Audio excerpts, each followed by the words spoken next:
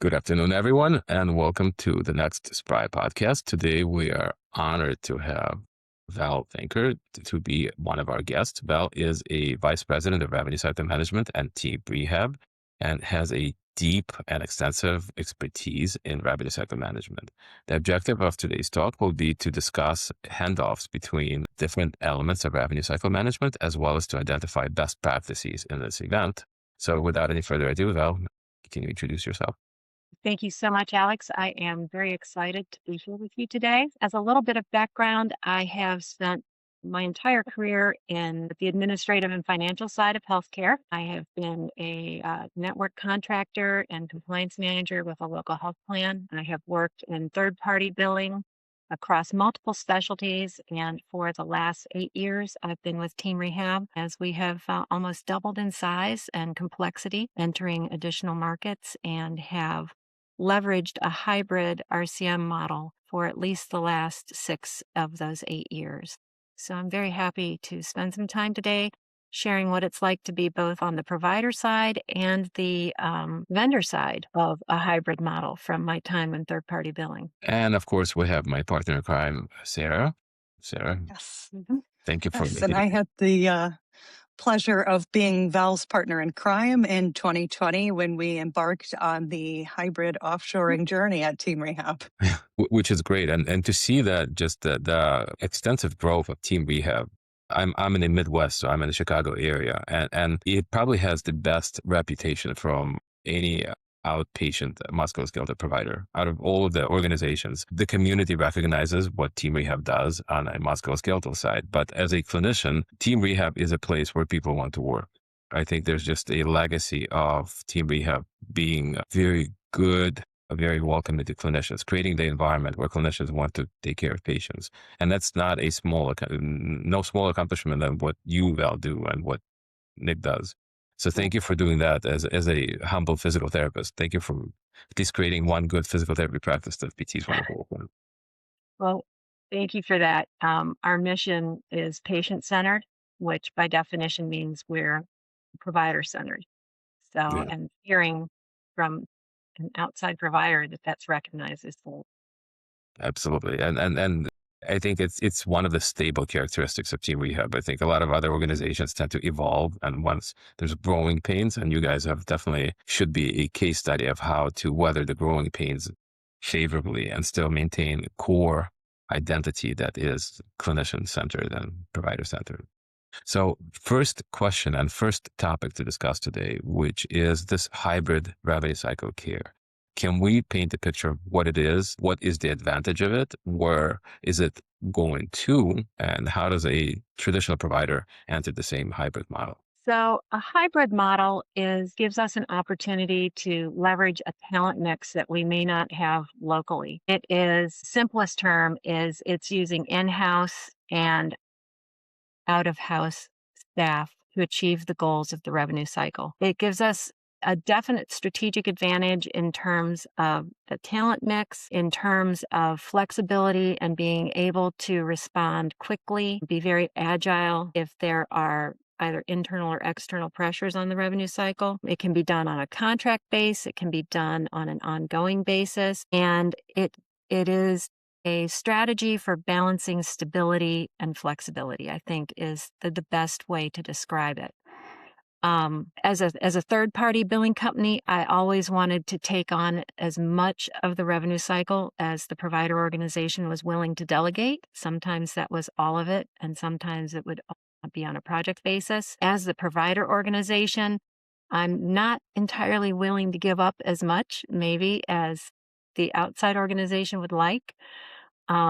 And we have established very much a partnership model with our preferred channel partner in that we are delegating along functional lines as opposed to more broad swaths. So if this is something that you've never looked into, it is really important, I believe, and Sarah can probably back me up on this, that you get incredibly clear on the problem that you are trying to solve. Understand where your vulnerabilities are, understand where your opportunities are, and seek help from a partner who is experienced in those areas. So if you have a patient access issue and that's what you're trying to solve for eligibility, for authorizations, for financial clearance, you're going to look for an organization with a different skill set than if the problem you're solving for is more AR focused, whether it's follow-up, denials management, appeals. The other thing that I would say, if you've never thought of this before, is you don't want to memorialize your bad process and hand it off to someone else.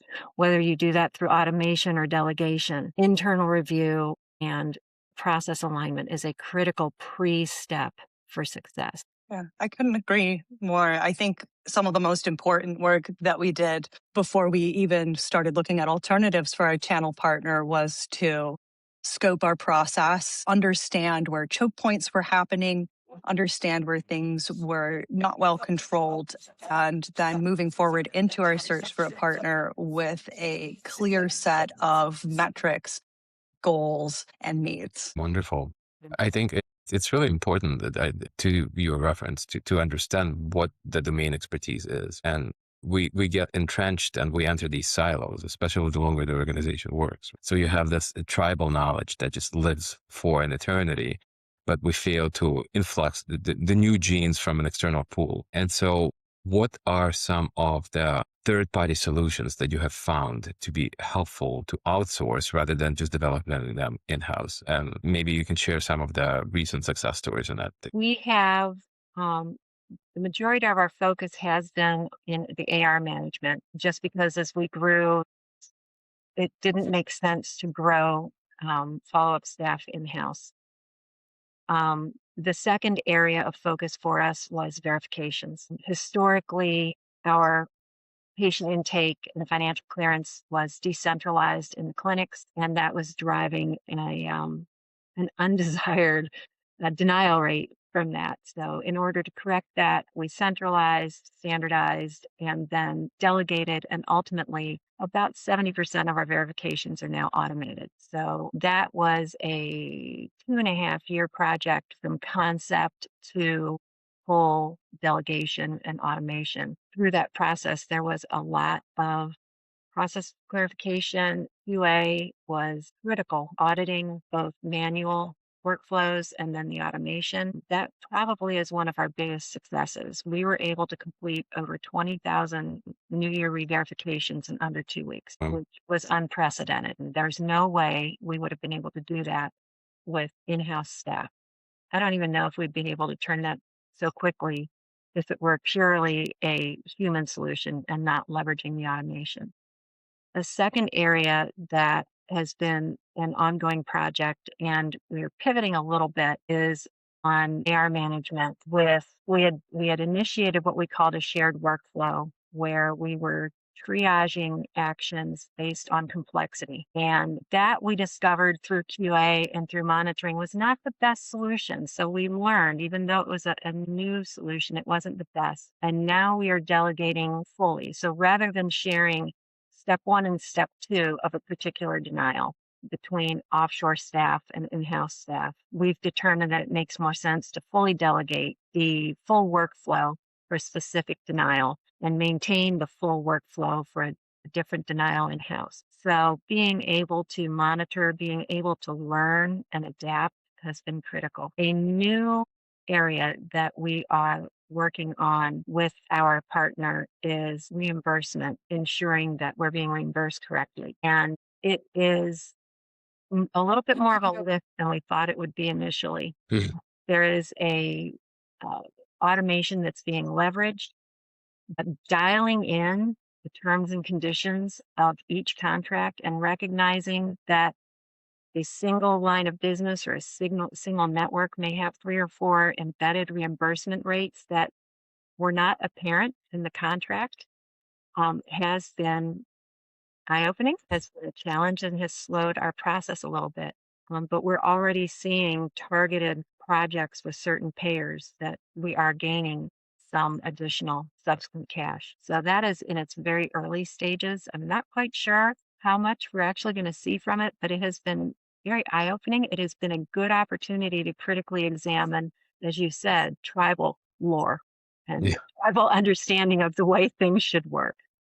So that is And looking forward to seeing what develops in that area. I think that underscores the importance as well of having the right partner for your offshore partner, because that level of innovation and iteration isn't possible if you don't have a partner that is working with you to monitor, analyze, and present solutions as well. Yeah, I think it's the partnership is probably the best word here, right? It's like that partner alignment. So for finding a partner in this specific characteristic and then aligning.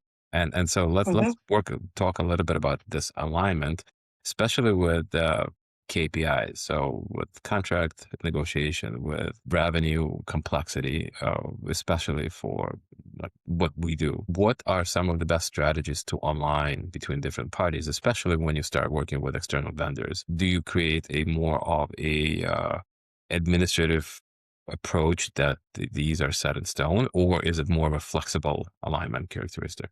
So there are a couple models that I've used successfully, not just with this partner, but historically. Generally speaking, I like to start with a defined project where there's an FTE commitment or a volume commitment, et cetera. There a proof of concept with a smaller, more defined project so that I can see what feedback I get, so I can see the quality of work, et cetera, and do an assessment and understand whether or not I'm comfortable with the product I'm receiving. Once we decide to move forward more deeply, if at all possible, I like to have some component of risk in the agreement, some performance metric. In the instance of the reimbursement analysis and recoupment project, we are not we're paying a commission on recovery. We have no upfront costs. My vendor is at risk for all of the expense of pursuing potential underpayments and is only paid if they are successful, because this is brand new. It's never been tried. So that gives us a chance for us to learn and understand the relative value of the new offering. With other areas, it tends to be a FTE or per transaction with a quality gate. So your quality has to remain above a certain level or there is a penalty. So we have not had to invoke the penalty clause, and part of that is because of the partnership, because we have weekly meetings, because we sit down and discuss unanticipated results or barriers to process, et cetera, or if there's a volume spike that would cause a turnaround time issue. We tend to get very proactive feedback because of that contractual structure. Probably in a summary, that alignment and having a model and a strategy. The more transparent the strategy is, the more likely you are to have the deliverables, right? Without getting to evoke that penalty structure. So that. And one of the nice things working with our partner is we can structure each individual project or additional delegated activity separately. We aren't under an umbrella agreement with a monolithic pricing structure or performance requirement. And that, again, that addresses the question flexibility and scalability, which are two of the things that I'm trying to solve for. I think Val touched on something as well, unintentionally, that she and Team Rehab have done for a long time to great success, which is partnering with outside vendors for the development of new and emerging technologies. So Team Rehab gets the benefit of those new technologies, but they're also investing their own time and effort into helping their partners develop them, which is beneficial for both sides, both in terms of outcome and the financial aspects of it. You said that so much better than I did. Well, I have time to kind of think and process while you're talking. I'll make sure to talk in circles more so that you have processing time. I think it's a perfect dichotomy, right? In the technology world, it's the exploration, exploitation. You explore technologies that best fit your model, and then once you find the ones that do, you exploit what they can offer you. And we haven't had to make a major investment in the technology ourselves. We are doing someone else's investment, which is helpful. Yeah.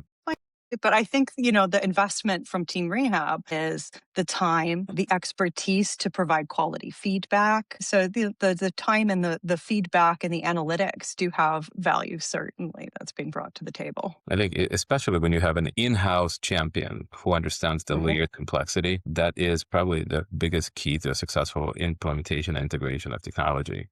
The in-house champion who understands it, but also who understands how to negotiate and how to delegate responsibility onto the third-party vendor.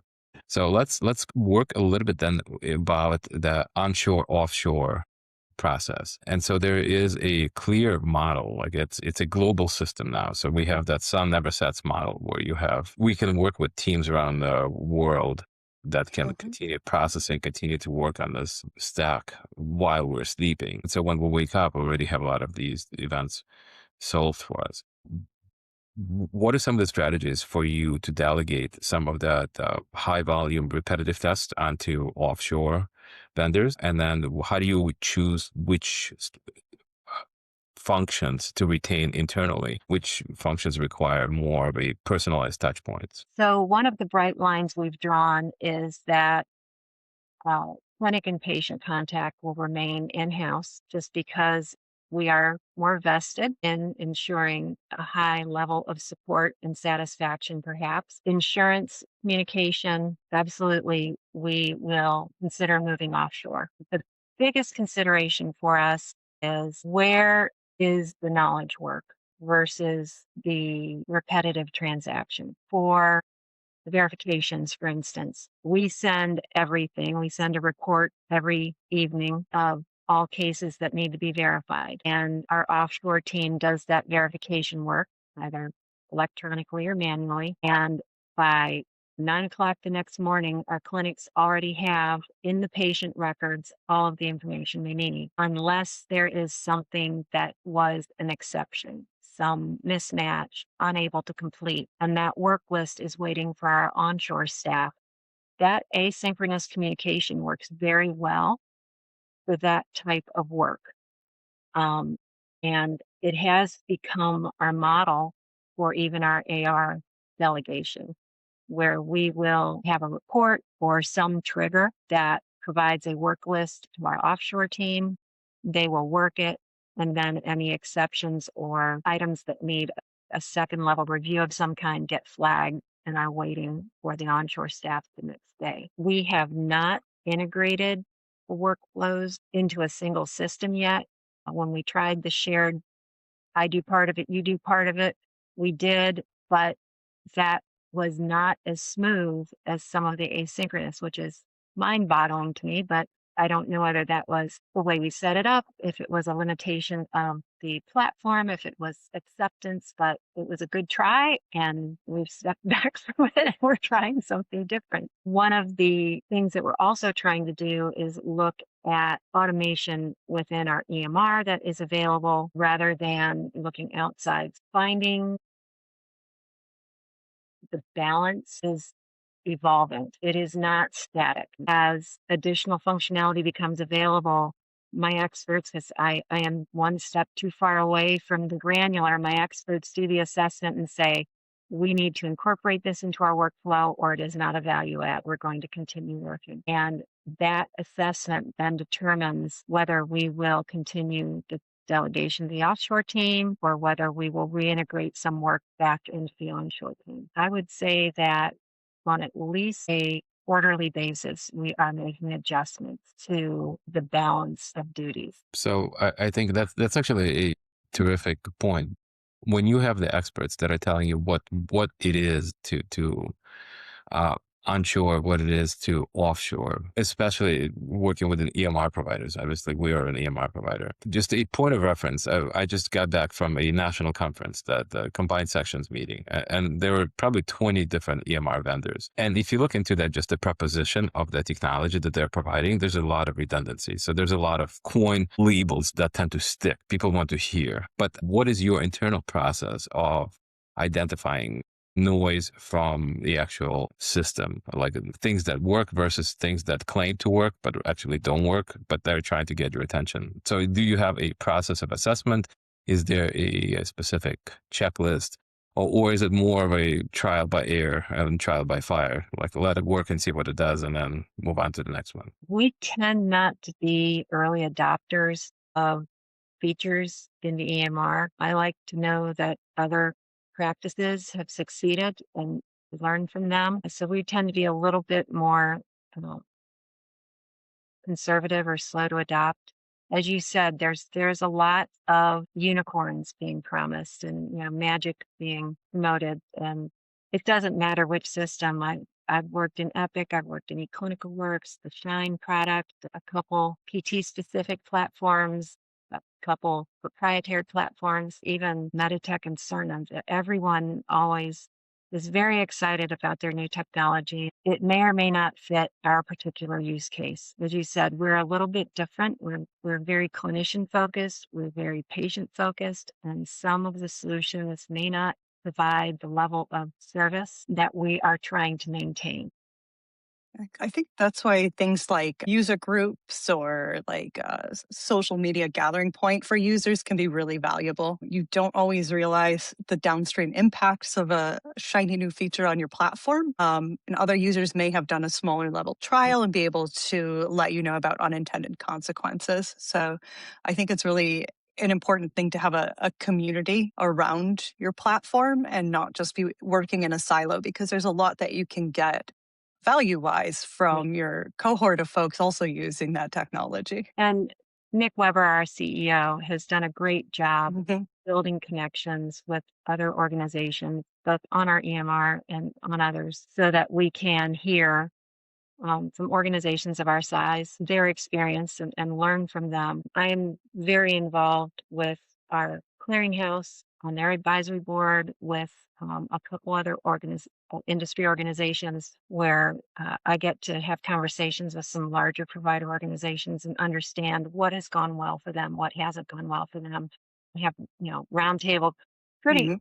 raw conversations about pitfalls and tips. But as I said, if we can't see an immediate gain, we will wait a little bit before integrating a new feature. And if we do integrate a new feature, it's QA'd very hard. We watch it very carefully. It's just like signing a new contract with a new payer. You watch those first 6 months of remits super carefully to make sure that things are going as you expect. We do the same with any EMR feature or Waystar will offer a new feature. And if we choose to adopt it, we will monitor it very carefully. I think I can confidently say that you and I held hands and adopted a few things too her quickly early on. I got a little excited, learned from our mistakes. That was a hard learned lesson. So how do you discriminate then? Because I think especially in technology, right? Like there's always a pressure to push things out into live production. So my wife is a software engineer with Oracle. I'm a PT who is interested in technology, and she's a technologist who pseudo understands healthcare a little bit. And this is our nightly dog walk conversation. Her biggest gripe, without disclosing too much of her personal secrets, is that there's always a pressure to release. There's an iteration release. If it's 75% complete, then we'll build it as we release it. We'll correct. And in healthcare, I think that's so opposite, where we need things to be hyper stable. We can't rely on things that are 75% complete. Yeah, I don't like adopting something that's at the MVP, minimally viable product stage.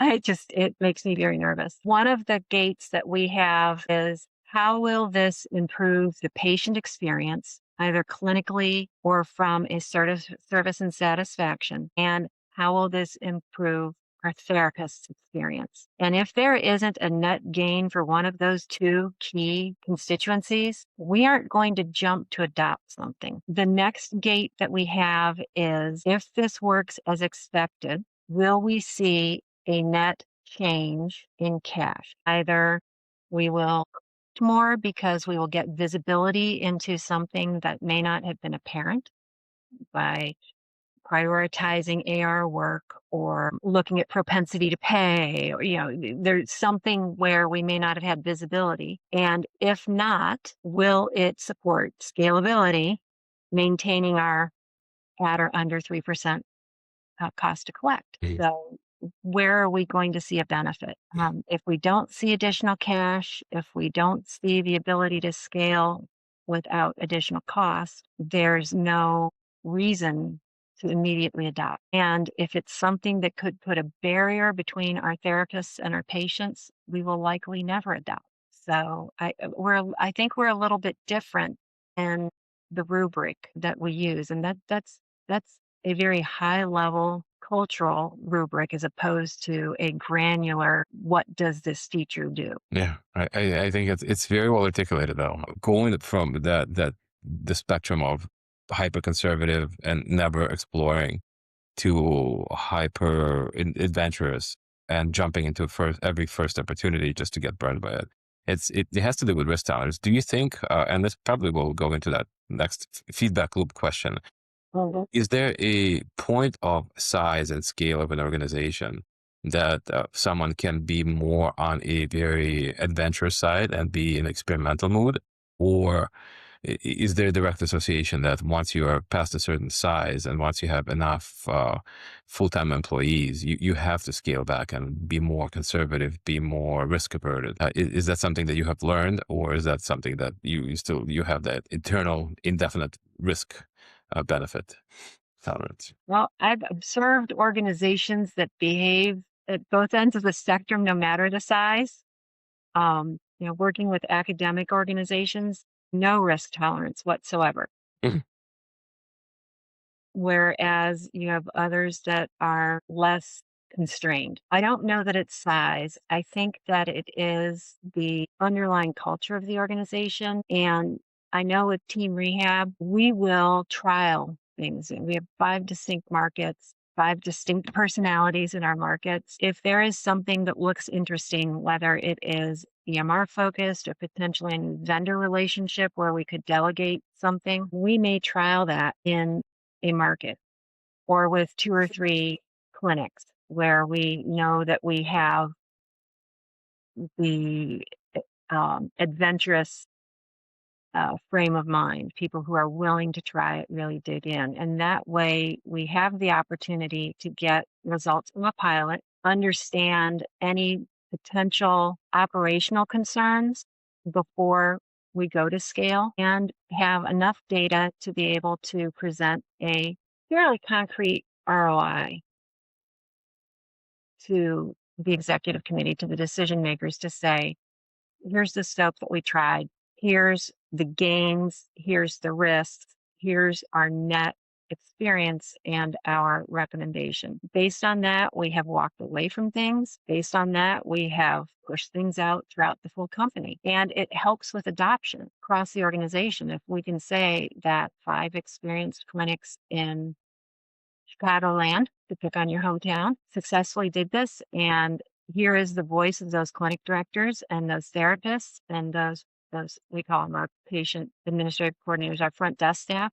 This is the experience from the clinics. We're not telling you what the vendor told us. We're not telling you what some other organization discovered. We're able to give you testimonials from inside the house. That is a way to mitigate the risk while still exploring and experiencing. And some organizations, I don't believe, are structured in a way that is a comfortable experience. Yeah. Also, that model, it takes a lot of sunk cost fallacy out of the equation. A lot of times companies are making these big investments into new technologies and getting it scaled to go live across the entire organization.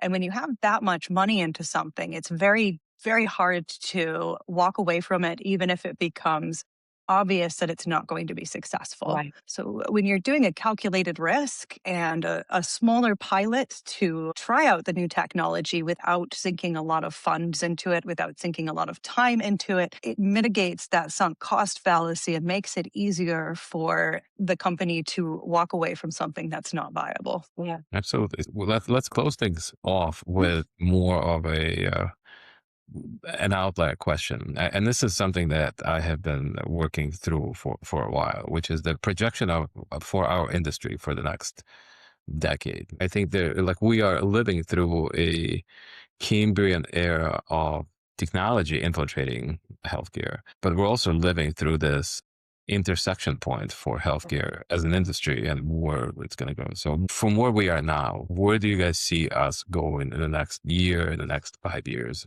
And are you, in one word, are you more optimistic or more pessimistic about what is ahead for us as an industry? I don't know that I'm in the optimism or pessimism camp. I am in the intrigued camp because there are so many developments. We have the constant pressure, the reimbursement pressure from the payers as they adopt technology, as they adopt new strategies to delay, deny, decrease payments. So maintaining a proactive stance on that is an opportunity. I think for physical and occupational therapy, there is an untapped opportunity, direct to consumer, direct to employer, that is incredibly intriguing. We've seen dental, we've seen vision, we've seen dermatology move in those directions. And I think that is an exciting, viable market opportunity for our specialties. But at the same time, we have staffing constraints and skill constraints that how do you grow when there just aren't that many trained professionals available and we have so many retiring? The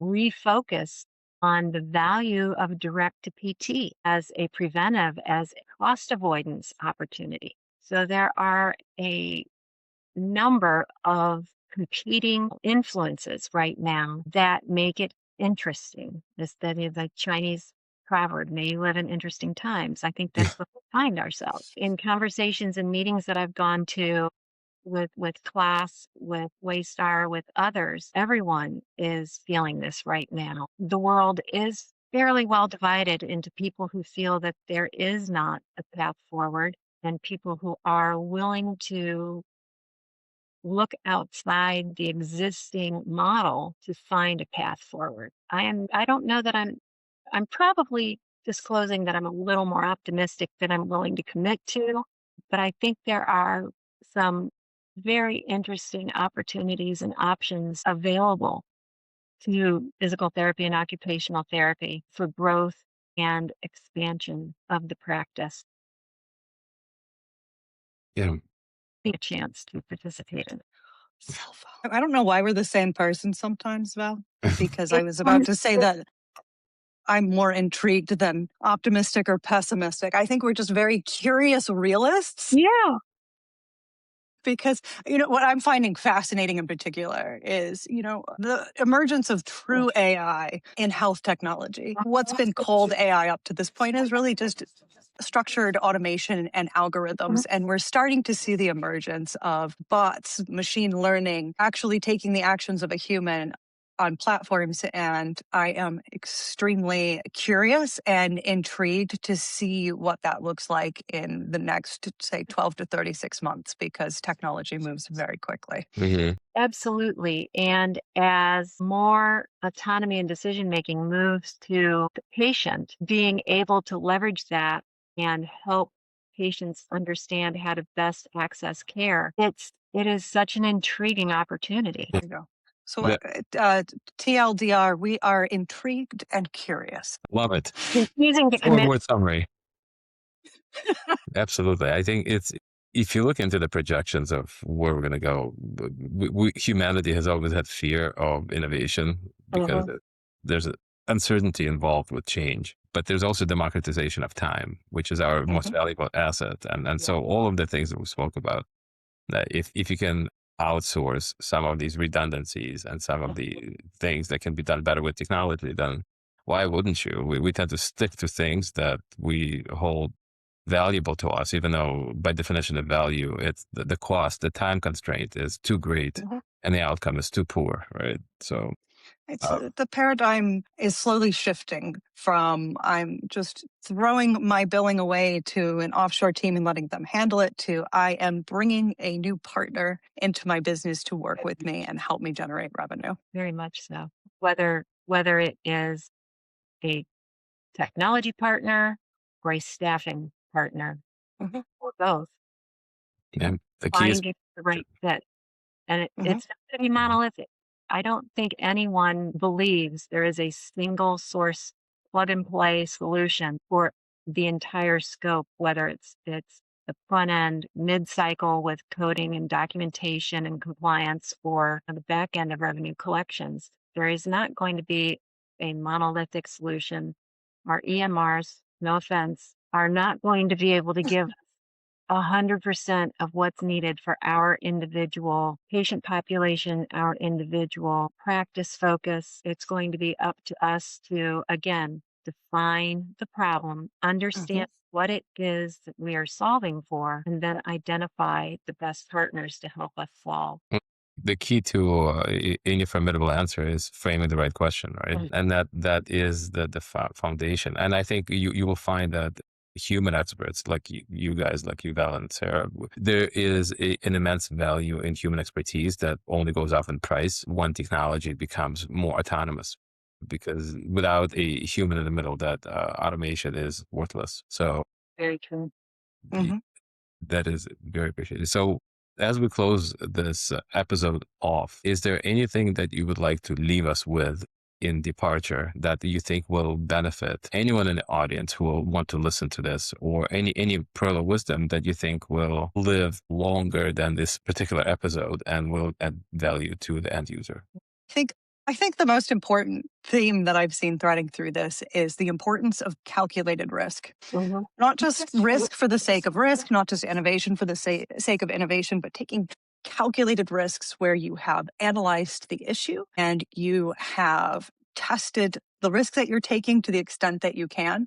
I think that is something that can apply personally, professionally, and as an organization, that if you do it right, a calculated risk will generally lead to the greatest outcomes. And if you're wrong, be willing to say you're wrong and step away.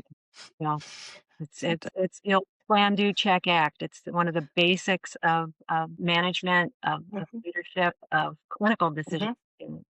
The add to that, this is not a set it and forget it solution. We aren't handing something off, turning our back and hoping. This is ongoing oversight, ongoing partnership, ongoing discussion and exploration of what went well, what didn't go well, and how can we improve. So you have to underpin shared workflow, delegation, partnership, whether it is a staffing partnership or a technological partnership. You have to underpin it with best practices for process management and improvement stance. So, and that is one of the keystones to the partnership, is that commitment has to be on both sides of the table. Shared equity and skin in the game. Right? Yeah, absolutely. Absolutely.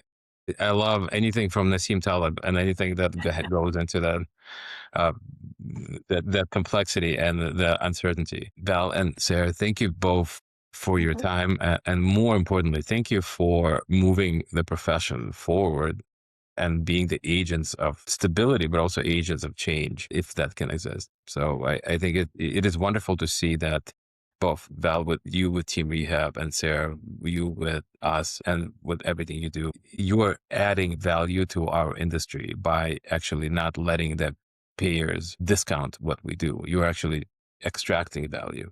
And I think without that extraction, we will continue to be diminished, and we can't afford that anymore. Thank you so much for inviting me to have this conversation today. It's always interesting to get perspectives from others and to understand where our thinking needs to go as the profession evolves. And I appreciate the chance to have a conversation with you. Alex, it was a pleasure joining you again. And Val, always a pleasure spending time with you. Seeing you, Sarah. Thank you, guys. All right. Thank you. Bye-bye. Bye-bye.